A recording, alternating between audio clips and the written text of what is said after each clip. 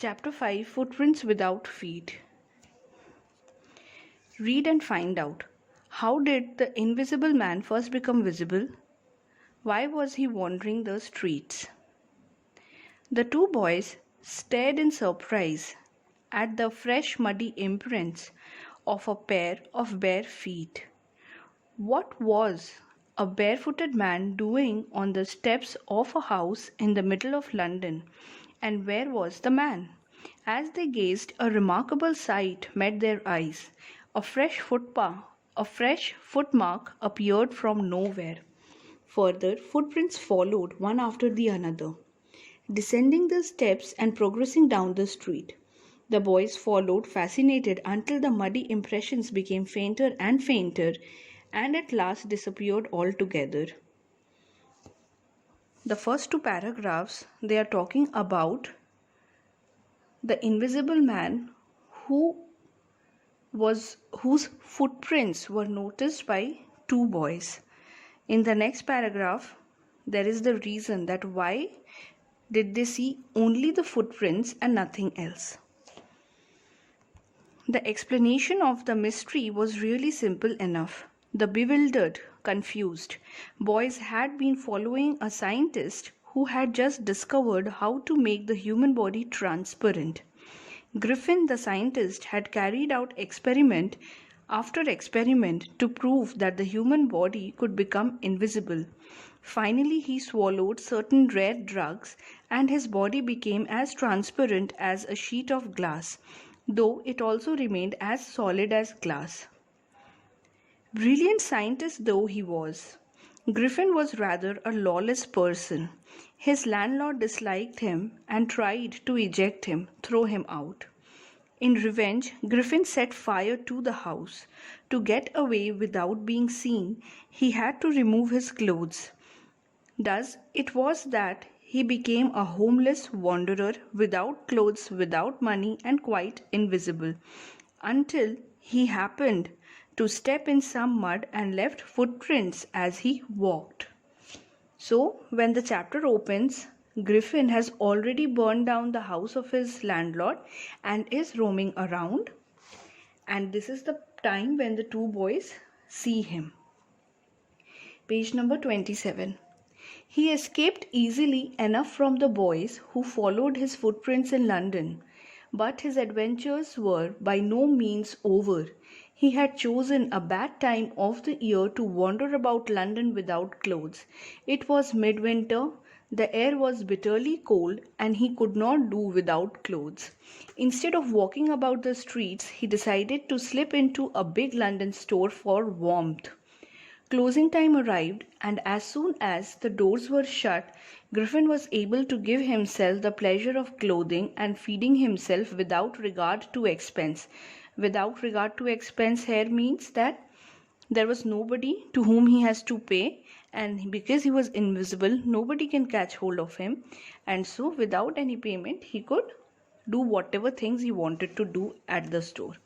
He broke open boxes and wrappers and fitted himself out with warm clothes, soon with shoes, an overcoat, and a white brimmed hat. He became a fully dressed and visible person. In the kitchen of the restaurant, he found cold meat and coffee, and he followed up the meal with sweets and wine taken from the grocery store. Finally, he settled down to sleep on a pile of quilts. Here, Griffin has had his food, has got some warm clothes, and at last he is sleeping on some quilts. If only Griffin had managed to wake up in good time, all might have been well. As it was, he did not wake up until the assistants were already arriving next morning. When he saw a couple of them approaching, he panicked and began to run. They naturally gave chase. In the end, he was able to escape only by quickly taking off his newly found clothes. So once more he found himself invisible but naked in the chill January air. What has happened?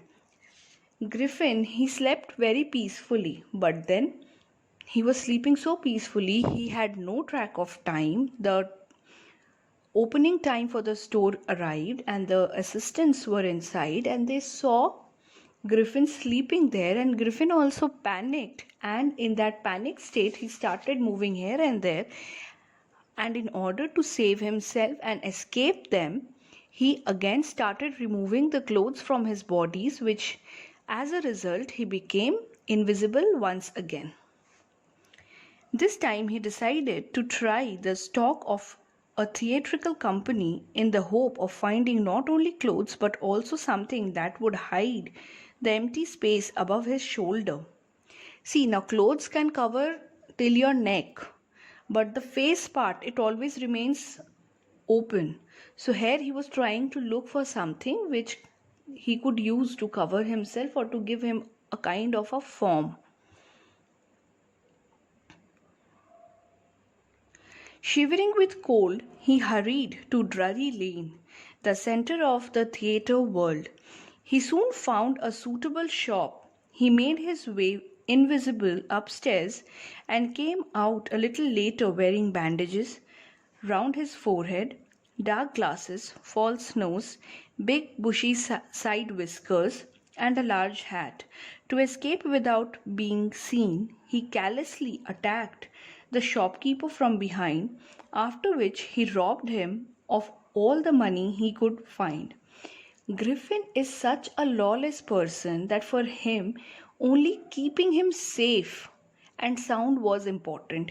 He did not think about the wrong things. He kept on doing one after the another. He kept on breaking laws one after the another. He misused the knowledge of science which he had acquired, and as a result, he went on becoming a criminal, a lawless person. Here, what did he do? He went to the theatrical company, he covered his face with bandages and so many things. He went up, he went to one shop in Drury Lane in London, and he entered. Now, because he is invisible, his entrance could not be seen.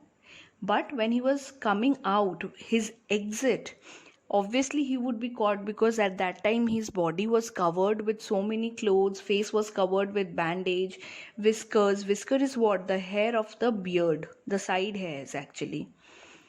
And he covered the head with a hat, so he was very much visible. People could see him. So what did he do in order to escape? This time he smashed the man. He hit him from behind. He callously attacked, callously without any feelings, heartless. Attacked the shopkeeper, and not only attacked him but also took away all the money he could find there. Thus, in this first part of the story, we see that Griffin has experimented a lot, found a drug, made himself invisible. After making himself invisible, the first thing he does is that he burns the house of his landlord because his landlord was throwing him out. So in order to take revenge, he does that. And then one after the another, he kept on doing such crimes. He broke into a store where he took the clothes, he had food and everything, and then again he started running out from there. Then again he entered a shop, and then there, while coming out, he's beating the man of the owner of the shop. So all these things refer to what? That this lawlessness was so much active in Griffin that in spite of being such a learned man, being a scientist, he cannot make use of the good things, of the good values which were imbibed in him. So this is the explanation of the first part. Chapter 5, Footprints Without Feet.